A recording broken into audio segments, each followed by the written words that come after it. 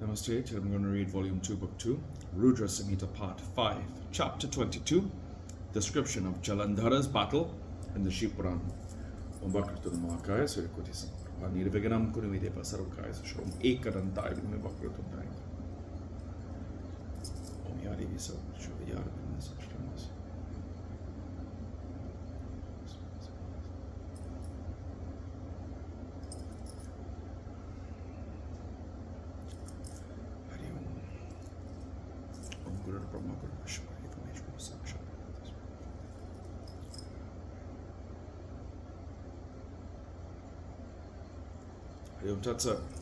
Sanat Kumara said, then the great Lord Shiva, assuming a terrible form, went laughingly to the battlefield and sat on his bull, accompanied by his heroic gunners. On seeing Shiva coming, the gunners, who were formerly defeated, returned to the fight, roaring like lions. Other gunners too shouted heroically and jubilantly. Well equipped with their weapons, they killed the Dechas with showers of arrows. On seeing Shiva the terrible, all the Dechas fled from fear from the battlefield, as the sins on seeing a devotee of Shiva. On seeing the Dechas returning from the battlefield, Jalandhara rushed at Shiva, discharging thousands of arrows. Thousands of leading Dechas, Nishumba, Shumba, and others rushed at Shiva, biting their lips. Similarly, Kalanimi, the hero, Kadgaroma, Balahaka, Gasmara, Prakanda, and others rushed at Shiva. O sage, the heroes Shumba and others covered the gunners of Rudra with arrows and cut their limbs. On seeing his army of gunners enveloped in darkness by the volleys of arrows, Shiva split the net of their arrows and encompassed the sky with his own. He afflicted the Dechas with the gusts of wind raised by the arrows. He felled them to the ground with fierce volleys of arrows. He severed the head of Kadgaroma from his body with his axe. He shattered the head of Balahaka with his club into two pieces. He tied the Decha Gasmara with his noose and dashed him on the ground. With his trident he chopped off the great hero Prakanda. Some of the Asuras were killed by the bull, some were struck by the arrows. Like elephants harassed by lions, the Asuras were unable to stay there. Then the great Asura, Jalandhara, became infuriated and rebuked the Dechas in the battle. The courageous Decha mocked at Shumba and others and spoke thus.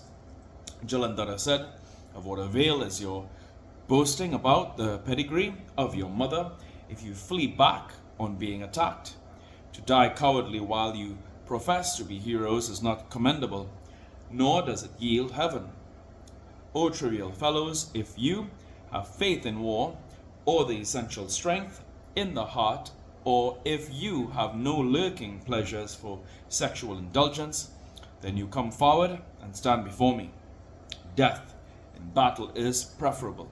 It yields all cherished desires. It is especially conducive to fame. It has been proclaimed as the bestower of salvation too. The wandering recluse of supreme knowledge and wisdom, as well as he who dies fighting face to face, attain the greatest region after breaking through the solar sphere. No sensible man should ever be afraid of death. Death is inevitable, notwithstanding all the remedies employed to ward it off. O heroes, death is congenital to any being born. Either today or at the end of 100 years, all living beings are sure to die. Hence cast off all fear for death. Come and fight in war joyously. In every respect, there is certainly a great bliss here and hereafter. Sanat Kumara said, saying this, he tried to encourage his heroes in several ways, but the frightened demons did not regain courage. They fled from the battle in a trice. On seeing his army on the route, the heroic son of the ocean, Jalandhara, became very furious. Then the infuriated Jalandhara challenged for a battle in a stentorian voice like the sound of fierce thunderbolt. Jalandhara said, O ascetic, fight with me now. What is the use of slaying these? show me what little strength you have. Sanat Kumara said, after saying this, Jalandhara, the great Decha, hit the bull-bannered Shiva of indefatigable endeavor with an incessant volley of arrows. Laughingly, Lord Shiva split all the arrows of Jalandhara by discharging his own sharp arrows even before his arrows reached him. Then, with 7 arrows, he split the horse's banner, umbrella, and the bow of Decha Jalandhara. O sage, it is not surprising in the case of Shiva. The infuriated Asura, the son of the ocean, devoid of a chariot, and with bow split up, rushed at Shiva, lifting his mace vigorously. O Vyasa, Lord Shiva of great sports, immediately split asunder the mace hurled by him by means of his arrows. Yet the highly infuriated great Asura rushed at Shiva with the mailed fist lifted up, with a desire to kill him. By a volley of arrows, Jalandhara was hurled back at Krosa by Shiva of indefatigable enterprise. Then, considering Shiva more powerful, Jalandhara, the Decha, created the illusion of Gandharvas, the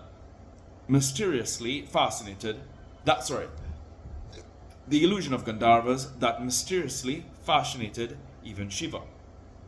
By the power of his Maya, hosts of Gandharvas and celestial damsels came into view for fascinating Shiva. The Gandharvas and celestial damsels sang and danced. Others played on flutes, mardangas, and cymbals. On seeing that wonderful feat, Shiva was fascinated by the gunners. He was not conscious of even the garments let down from the hands. On seeing Shiva concentrated in the dance, Jalandhara, urged by lust, immediately went to the place where Gauri stood. He entrusted the powerful Shumba and Nishumba with the conduct of war. With his demoniac Maya, he assumed the form of Shiva with 10 brawny arms, 5 faces, 3 eyes, and matted hair. He was seated on the great bull. In every respect, O Vyasa, Jalandhara appeared like Shiva. On seeing Shiva coming, the beloved of Shiva came out from the midst of her female friends within the range of his vision. When the lord of Asuras saw the beautiful Parvati, he let drops of semen fall, and his limbs became benumbed.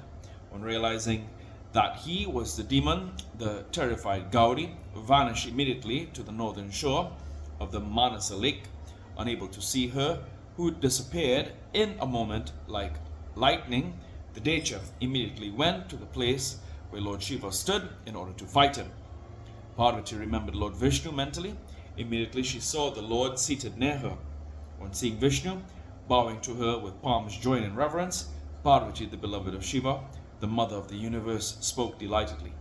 Parvati said, O Vishnu, it is not known to you that the wicked Decha Jalandhara perpetrated a wonderfully base deed. On hearing the words of the mother of the universe, the Garuda bannered Lord bowed to Parvati, bending his neck and joining his palms in reverence, and spoke. Vishnu said, O mother, by your favor, that incident is known to me. What you shall be pleased to commend, I shall perform with your permission. Sanat Kumara said. On hearing the words of Vishnu, Parvati said, again, the mother of the universe desired to teach Vishnu the policy based on dharma. Parvati said, he himself has shown the path, known that to be the way in the same manner. At my bidding, make the chastity of his wife violated. Vishnu, that great Decha cannot be killed otherwise. In the earth, there is no other virtue equal to chastity. Sanat Kumara said on hearing this command and accepting it with lowered head, Vishnu immediately went to the city of Jalandhara for practicing deception. Footnotes. There are no footnotes in this chapter. Om Prabhuparandanatam, Vivam Veshwanatam, Jagannatanatam, Saranantabhajan, Buddhitam Boeshwaram, Bhutanatam, Shivam, Shankaram, Shumameshanamide, Om Kapuragaram, Karunaprataram, Sansarasaram, Bhujgendrahadam, Sadavasantam, Hridar, Vinde Bhavam Bhavami, Saitam Namami. Om Namah Parvati, Pate Hara Hara Hara Mahadev. Om Jum Samburvasam Tirambakam Yajami, Sukandam Krishti Vardhanam, Urvarakami Vabandamira Chuksham, Mamartatum Swaha Vubsaju. Janti Makalaka.